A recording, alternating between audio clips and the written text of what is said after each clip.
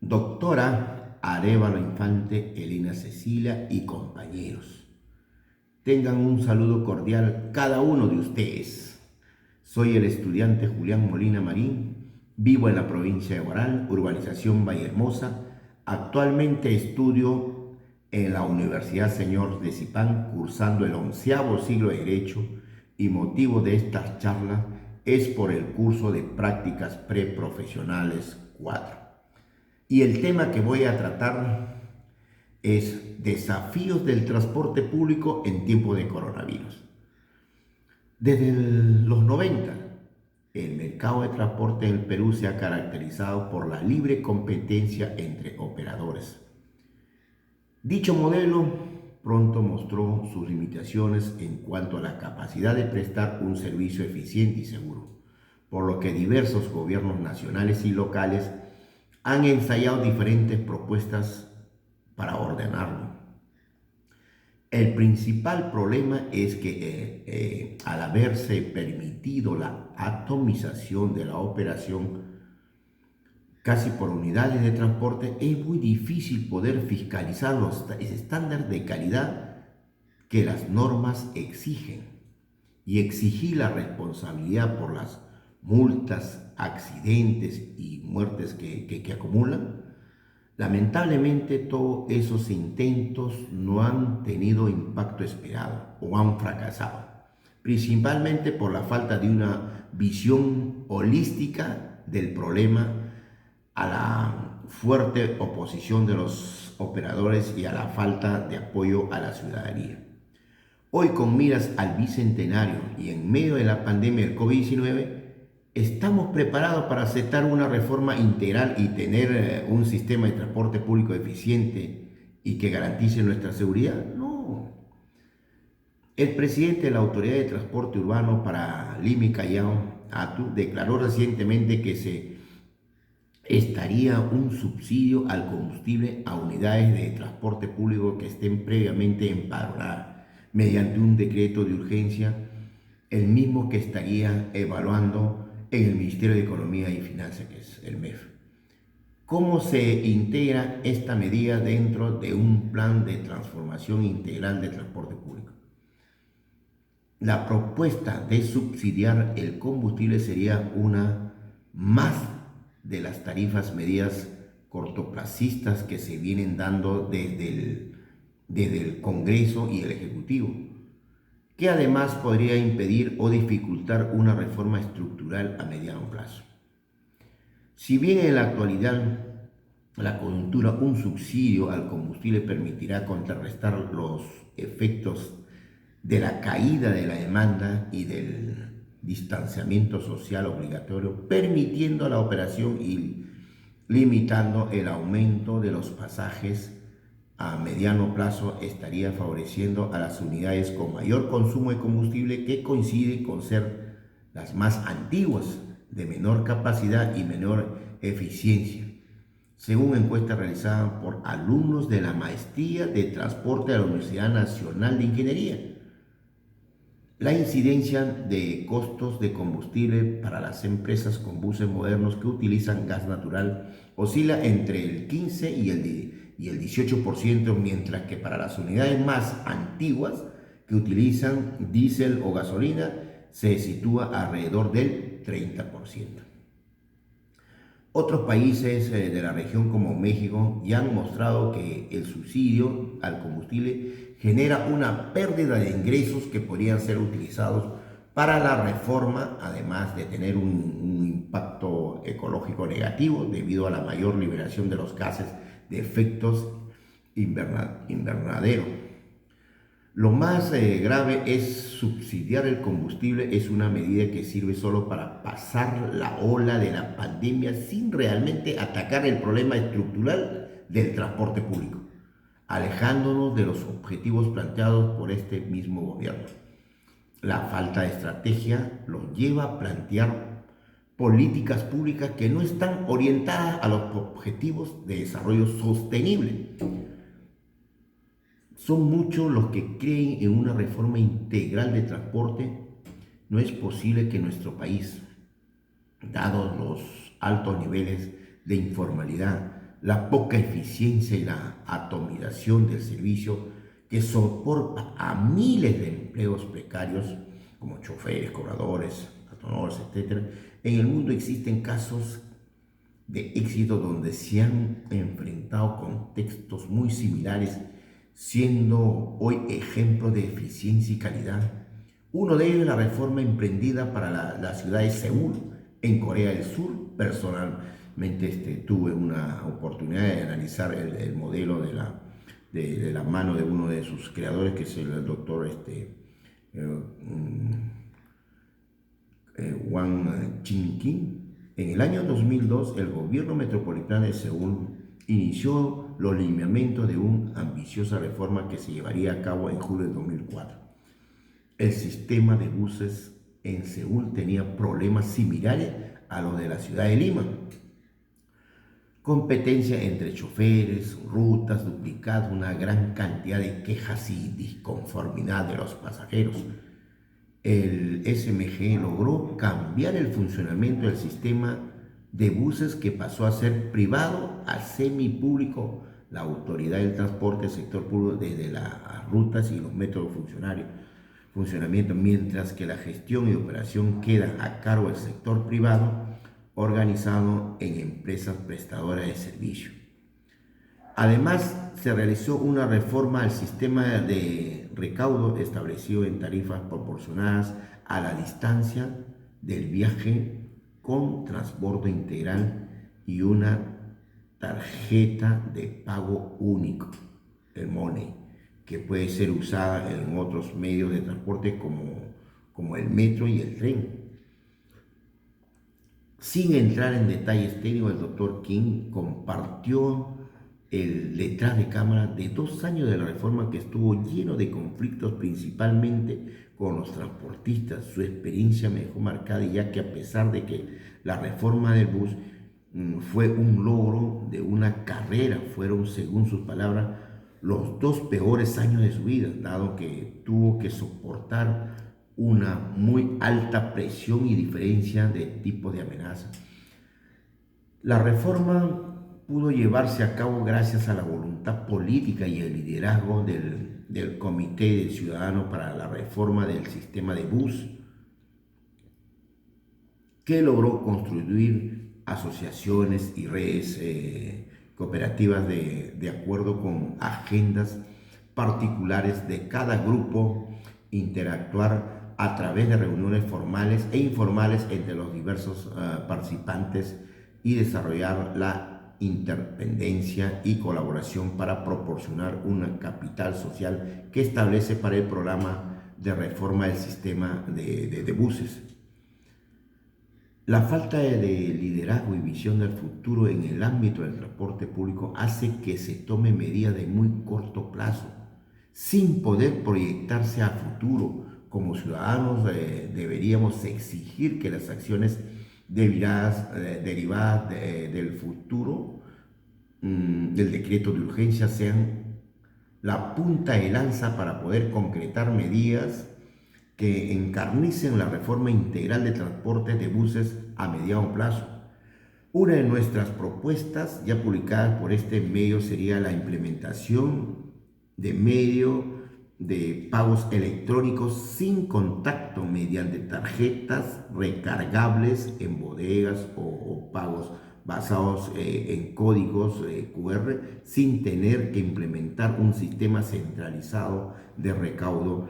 Los pasajeros depositarán el pasaje en las cuentas de los choferes y ellos podrán retirarlo o hacer uso de ese dinero al instante.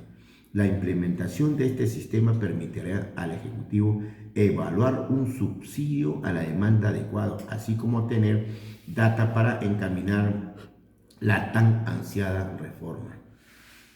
Ante la constante expansión del COVID-19, algunos gobiernos empezaron a imponer restricciones al movimiento de personas, a un intento de contener su propagación. En el Perú se han adoptado las medidas de distanciamiento social alineadas con la del resto de países, de cuarentena obligatorio, órdenes de permanecer en casa, cierre de negocios no esenciales, etcétera, etcétera. Pero ¿Qué impacto tendrán estas medidas en el uso del transporte público? En la actualidad, el transporte urbano de Lima se enlaza a través de 5 corredores complementarios: azul, rojo, morado, amarillo y verde. Todas las unidades que recorren la ciudad compiten contra combis, cúster y autos colectivos informales. Lima además cuenta con una primera línea de metro y una segunda línea de construcción. En línea con lo anterior, es importante el sistema de transporte público, pues no solo genera el beneficio directo de movilizar al pasajero y su destino objetivo, sino también atrae la actividad económica a las grandes ciudades. Tal es el caso de Lima. De acuerdo a un reciente informe del INRI, el tráfico puede ser un indicio de una economía saludable, ya que mide el traslado de las personas de su trabajo y el movimiento del comercio. La cooperación internacional advierte que el reparto modal en Lima, o sea, de manera de movilizarse a diario y los medios de transporte que utilizan las personas, tiene un alto porcentaje de uso de transporte colectivo. Refiere además que el 24% de las personas transitan a pie, el 25% de transporte es individual, auto privado o taxi, y el 51% de los limeños se movilizan en transporte colectivo, buses tradicionales metropolitanos, metro de Lima y colectivos. Sin embargo, ¿qué implica en el contexto peruano el menor uso de transporte público? Tal como se menciona previamente, aproximadamente la mitad de la población se moviliza a través de diferentes medios de transporte público. El principal impacto que el virus genera es el miedo, representado a través del deseo de evitar el contagio de esta enfermedad. Asimismo, también desarrolla un compromiso personal para ayudar a reducir la propagación. Esto sin duda implica principalmente 3 aspectos. Las personas que viven lejos de sus lugares de trabajo no tienen cómo movilizarse, por lo tanto se encuentran más lejos de la actividad económica. Los negocios y vendedores informales, puestos como carretilla, que se benefician de transporte público, normalmente dejarían de percibir el mismo nivel de ingreso. Los usuarios comunes ahora enfrentan mayores costos para movilizarse, teniendo en cuenta el costo de oportunidades reflejados en el tiempo, lo que finalmente llevaría a una reducción de bienestar de la sociedad. Un análisis de los datos de transporte público sugiere patrones similares, según datos de la Municipalidad de Lima, sobre el uso del sistema autobús de tránsito rápido, el metropolitano. La utilización de este medio de transporte público disminuyó alrededor del 80% de comparación a niveles típicos en el último mes. Es evidente que el comportamiento de las personas está cambiando rápidamente. Sin duda, puede ser una oportunidad de mejorar en cuanto a la modalidad del transporte. Sin embargo, no todas las alternativas son iguales de beneficiosas para la población. En un primer caso, está el 51% de personas que se movilizan mediante transporte público como primera necesidad, y el cual se asume que es muy difícil encontrarle un sustituto para este tipo de población. No hay sustituto, no hay. Es una buena opción de movilidad de tarjetas electrónicas o de la virtualización de pago en el ticket de primera. Permitirá el menor contacto con el chofer o encargado de cobrar y así reducir la posibilidad del contagio. La segunda una menor aglomeración de personas al momento de hacer colas para subir al medio del transporte. En cuanto a un segundo grupo de personas que no utilizan el transporte público como una modalidad sumamente necesaria, se encuentra el uso de las bicicletas. Por ello, el gobierno peruano anunció que implementaría carriles exclusivos para bicicleta, con lo que busca descongestionar el transporte masivo para ayudar a contener los contagios de coronavirus en un plan que incluye subsidios para adquirir los vehículos. Son tiempos muy desafiantes para los países alrededor del mundo, pero los efectos del coronavirus pueden ser potenciales peores en los países de desarrollo, donde la infraestructura del sistema de salud es limitada y las inequidades económicas preocupantes.